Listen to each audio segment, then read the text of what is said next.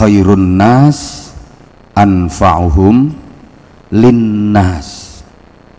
Sebaik-baik manusia itu yang hidupnya bisa memberi manfaat kepada sesama manusia. Sebaik-baik manusia itu yang bisa berbagi manfaat kepada orang lain. Sebaik-baik manusia itu yang bisa membahagiakan orang lain. Berbagi manfaat itu berarti kan membahagiakan orang. Manusia yang baik adalah manusia yang bisa berbagi kebahagiaan, dan tidak mungkin bisa berbagi kebahagiaan kalau dia sendiri tidak bahagia. Hanya orang bahagia yang bisa berbagi kebahagiaan. Kalau dirinya sendiri nggak bahagia, mana mungkin bisa berbagi bahagia kepada orang lain. Kayak gini loh, hanya orang berduit yang bisa bagi-bagi duit. Lah nek potonganmu sing nang buri-buri kae,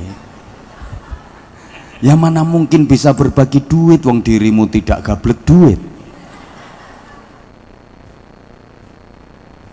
Jadi hanya orang bahagia yang bisa berbagi kebahagiaan. Makanya kita harus bahagia. Para jamaah, kalau kita pengen bahagia, ya kita harus usaha. Kenapa harus usaha?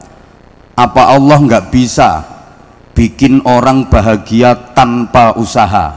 Ya bisa banget. Allah itu maha kuasa, Allah itu maha segalanya. Allah bisa saja bikin orang bahagia tanpa orang itu harus usaha. Tapi kenapa kita harus usaha? Ini tujuannya supaya kebahagiaan itu lebih sempurna. Jadi usaha itu menyempurnakan kebahagiaan. Saya tahu kok, sampeyan-sampeyan semua itu maunya udah nggak usah kerja, nggak usah ngapa-ngapain, bangun tidur terus di bawah bantal itu ada tumpukan duit. Gini apa nggih? Ketoro. Padahal misalnya itu sampeyan dapat, nggak nikmat, nggak nikmat. Nikmat dan bahagia itu kalau sampeyan kerja keras, peras keringat, banting tulang, petentengan, setelah dengan usaha yang keras luar biasa dapat hasil, dapat duit, itu nikmat dan bahagia luar biasa. Coba untuk memudahkan pemahaman, Bapak Ibu pilih mana? Nggak usah ngapa-ngapain langsung punya anak, sama ngapa-ngapain dulu baru punya anak. Ayo bapak sampean pilih ndi? Wis gak lapo-lapo langsung duwe anak, karo lapo-lapo dhisik lagi duwe anak, pilih ndi? Ya pilih lapo-lapo, sing enak iku lapo-lapo. Ya ngapa-ngapain dulu terus diulang-ulang. Jadi lapo-lapo dhisik terus dibolan baleni lagi duwe anak. Nggak lapo-lapo kok moro-moro duwe anak, bingung sampean. Jadi misalnya Bapak Ibu itu ndak usah kerja, ndak usah apa, terus dapat hasil, dapat duit, itu kurang nikmat, kurang bahagia. Saya datang ke sini nggak usah ngapa-ngapain, langsung sama Mas Didik dikasih duit 3 koper, ndak enak. Makanya saya harus ceramah dulu.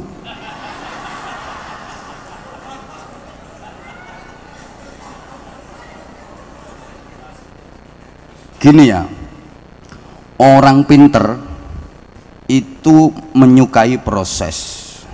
Kalau orang bodoh itu menyukai hasil.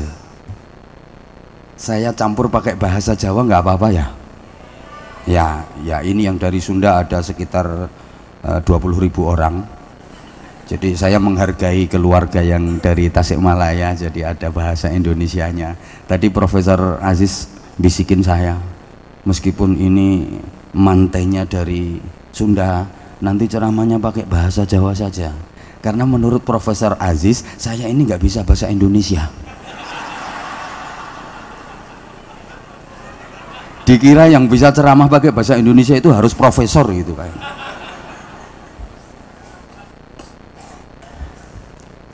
Wong pinter kuwi seneng proses, wong bodoh seneng hasil. Jadi kalau orang pinter itu suka menikmati proses. Makanya kalau orang pinter misalnya ditawarin gini ya, saudara mau nggak usah sekolah, nggak usah kuliah, dapat ijazah, langsung dapat gelar doktor. Ini kalau orang pinter nggak mau, dia nggak bakalan mau. Gak cocok, mau nggak sekolah, nggak kuliah kok jadi dokter. Ini orang pinter. Tapi kalau orang goblok ditawari kayak gitu, saman gelem tah? Gak ada sekolah, gak ada kuliah, langsung jadi dokter, guyu.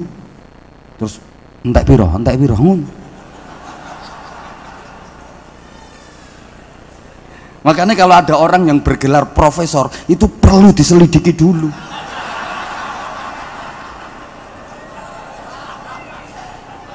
Jangan-jangan kayak yang belakangan tadi, entek piro no. Ijen Prof. Ini kalau enggak, yang berani ngejuluki profesor itu berarti levelnya di atas profesor itu.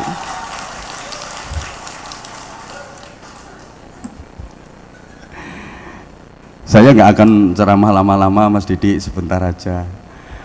Bener yang disampaikan Mas Didik tadi, saya 1 bulan ini libur cuma hari ini. Jadi kemarin dari Kalimantan 9 hari nyambung, terus ini besok saya 4 hari daerah Jawa Tengah, terus insya Allah saya lebih laris daripada Profesor Zahro.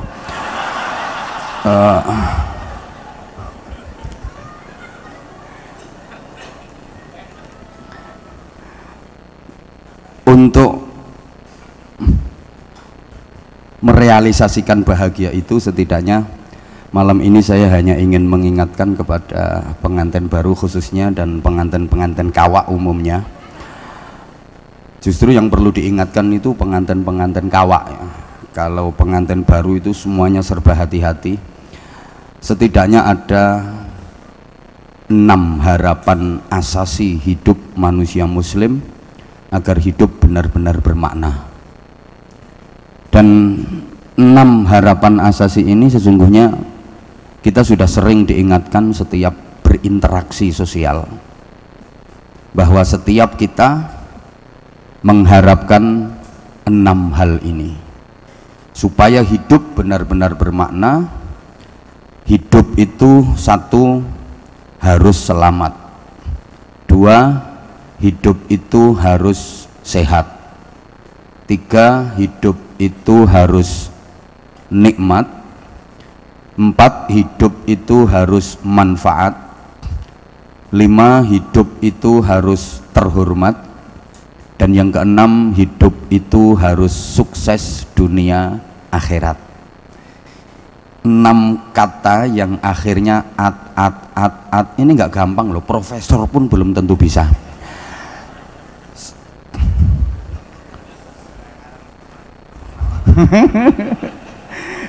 Jadi 1, hidup itu harus selamat.